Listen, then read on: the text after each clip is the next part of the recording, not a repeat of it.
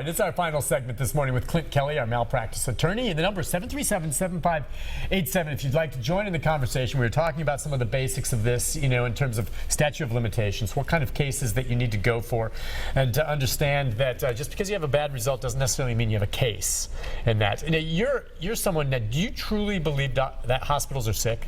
Yes. But they're supposed to cure you. Well, they're crawling with bacteria all over the place. Well, it's just is there the nature bacteria of the in place. here? Yeah, but it's not like a hospital where people are coming in sick all the time and they're leaving their bugs, if you will, in the facility. That's why. Okay, which is the hazard of a hospital. That's what they do. It is the hazard of the hospital, and that's why I tell people all the time, if you can stay out of a hospital, by all means do it. All right, so for instance, if you have a procedure, perhaps a colonoscopy that is in line for you, if you can avoid going to that, do it an outpatient procedure. Well, most colonoscopies are outpatient, but don't necessarily go to a big major hospital for that necessarily. You can go to one of these doctor's offices on the side or something along those lines. Right. I mean, every time you walk into a hospital, you're taking a risk you're going to get an infection, particularly if you're going to have surgery. There's just no way around it. Yeah. But you have said that some hospitals are cleaner than others. There are cleaner hospitals than others around here. And it's impossible for someone to know how that is unless they know Clint Kelly and can call him. That's right. I know. You do know. You've told me. Yeah. All right, let's go to Ann. Hi, Ann. Hello. Good morning, Ann. How can we help you? I had a husband over there in St. Thomas West, and he was an Alzheimer's patient. Okay. So he had one of the techs. He had a mustache, a real nice looking mustache. She comes in and shaves it off, and nobody gave him permission to do it. Can anything be done about that? They shaved off your husband's mustache. Was he upset about it? I was upset. You're upset about it. Okay, fair enough. He didn't know what he was doing. He was Alzheimer's. In fact, he died 3 weeks ago. Oh, I'm sorry to hear that, ma'am. I'm sorry. I can see how that upset her. I think I know what your answer is, but they shouldn't have done that. You know what the answer is, which is that's not going to be a medical negligence case or a battery case. That may be a bad customer relations issue. Complain about it. And complain about it, because someone shouldn't do that without permission. And that's one of those things that's kind of indicative in my mind of bad communication between the patient's family and the nursing staff, and the hospital shouldn't let something like that happen. Yeah, I'm sorry for her. Thank you for your call, ma'am. It was a fair question. Now, as usual, Clint, you wait, people are getting up, they have their cups of coffee. Now all the calls come in. We'll try to squeeze as many as we can. Let's go to Jim. Hi, Jim. Go ahead. Yes, sir. I have a question. Sure. I had an infection. I went into the hospital. My doctor had to go into my foot, clean out an infection, and after the surgery, he recommended that I have an infusion therapy in order to kill the infection because it had gotten into the bone. My insurance company, Blue Cross Blue Shield, they denied the infusion therapy. My doctors were doing everything they could to stop the infection, but the infection came back. I ended up having to have the same surgery again, where they split the bottom of my foot open, went in, cleaned out all the tissue and everything that was infected, the bone, and then it had to heal again. And then the insurance company went ahead and decided to go ahead and pay for the infusion therapy, which cured the infection. But the problem is that during this time, I ended up losing my job. I've been on hard times ever since, and it's just that nobody really wants to hire somebody that's 50, diabetic, had all these operations, had toe amputations and everything else. And a lot of it could have been avoided if my insurance company had paid for the infusion therapy, so I never went through a lot of it. My question is, are they liable in any way, or is it just that it's just not done that way? I have no idea. Yeah, that's a great question, gosh, Jim. I'm so sorry. That makes me so mad. All right. Well, the short answer to Jim's question is no. And I'll tell you why. I don't know if you remember, but back when George Bush was running for president, there was a Patient's Bill of Rights that was floating through the legislature. It was all the buzz. We're going to have a Patient's Bill of Rights, and we're going to allow patients to sue their health maintenance organizations or their health insurers for bad decisions.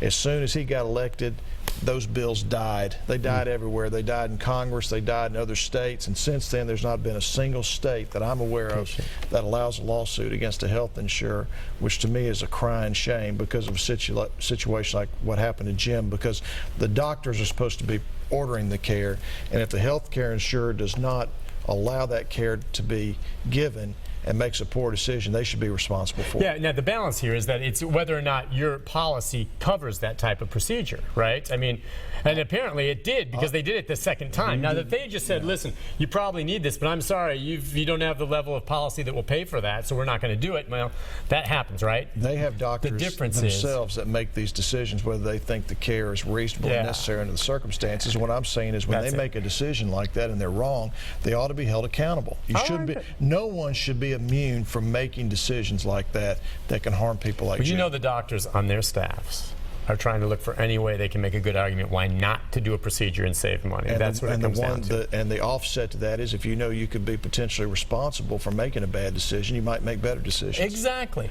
But the patient bill of rights died. It's politics, it's money, it's the insurance companies. And Jim, I sympathize. Something, you know, let's bring back a patient's bill of rights that's reasonable. That's reasonable. Let's go to Ricky. Hi, Ricky. Hi, Nick. Good morning. What can we do for you? Just like to know if there's any way that I could find out who those bad hospitals is. Ones that I don't want to go see. Yeah, I mean, in fairness, and we're not going to name off hospitals one way or the other, and it's Clint's opinion, so we don't want to slam them, but can you offer any suggestions on how the average individual might get an inkling about what hospital perhaps I can is tell what cleaner? Ricky should do. Okay. Word of mouth.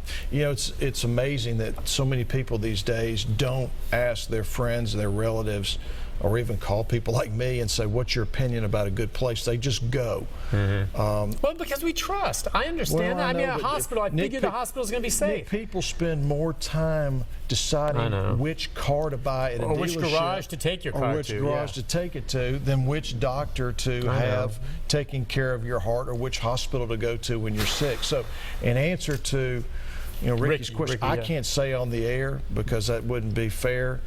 But I can say, ask your friends, ask relatives, people who've been to a particular hospital, what was the outcome? Were you satisfied with the care that you got?